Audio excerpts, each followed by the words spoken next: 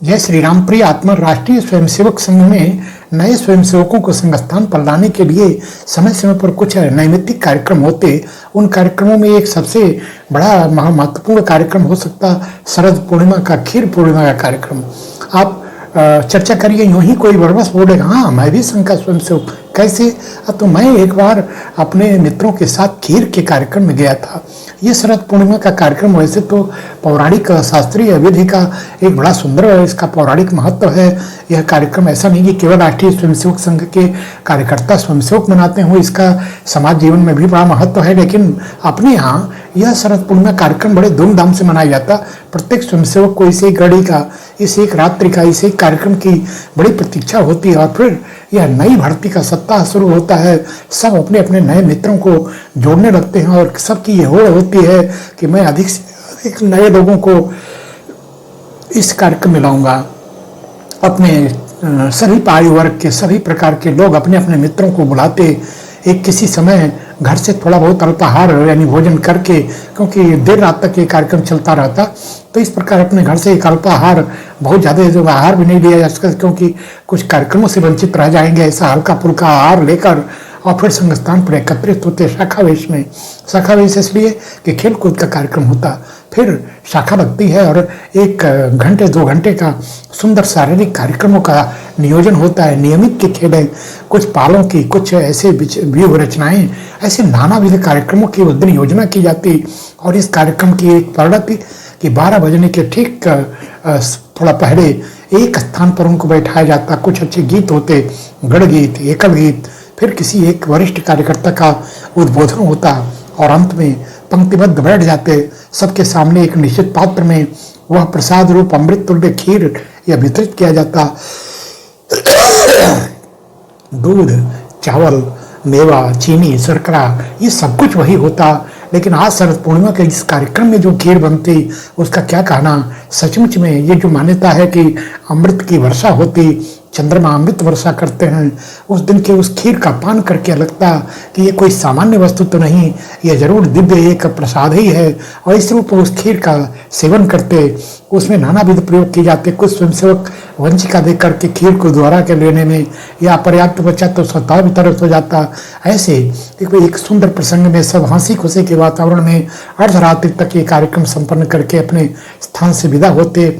यह एक अच्छा कार्यक्रम सबके मनों पर अंकित हो जाता, स्मृति के रूप में होता। यह है शरद पूर्णिमा खीर पूर्णिमा का कार्यक्रम। यह संघ के नियमित उत्सवों में तो नहीं है, लेकिन हाँ एक अनिवार्य नैमित्तिक कार्यक्रम है। इस रूप में यह नए स्वयंसेवकों को, नए समाज के लोगों को अपने बीच लाने के लिए एक महत्वपूर्ण कारण हुआ करता। दूसरा एक उत्सव होता वन विहार। तो वन विहार कहते हैं, ये ना समझा जाए कि कोई इसमें जंगल का कोई, हाँ वन में जाते हैं अति प्रातः यथाशीघ्र कुछ जलपान आदि करके और थोड़ी साइकिल यात्रा या अपने साधनों से एक नियत स्थान चुना जाता जो शहर के कोलाहल, नगर के कोलाहल से दूर एक वहाँ के वातावरण में ये कार्यक्रम मनाया जाता। दिन भर का ये कार्यक्रम होता, यानी जल्दी से जल्दी वहाँ पहुँचकर दिन भर नाना प्रकार के शारीरिक बौद्धिक कार्यक्रमों को करने के उपरांत दोपहर को फिर थोड़ा देर से सही, यानी ठीक 12 नहीं तो 1 बज सकता, 2 बज सकता, ऐसा भोजन का आयोजन होता।